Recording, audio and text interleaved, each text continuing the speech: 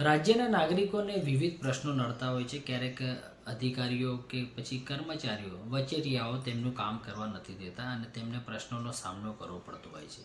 આ પ્રશ્નોની રજૂઆતો તેમને મુખ્યમંત્રી સુધી એટલે કે ગાંધીનગર સુધી પહોંચાડવી હોય છે. જો કે તેમ છતાં પણ તેઓ પહોંચાડી નથી શકતા. ત્યારે આવતીકાલે મુખ્યમંત્રી ભૂપેન્દ્ર પટેલ જન ફરિયાદ નિવારણ કાર્યક્રમ સ્વાગત અંતર્ગત નાગરિકોની રજૂઆતો સાંભળશે.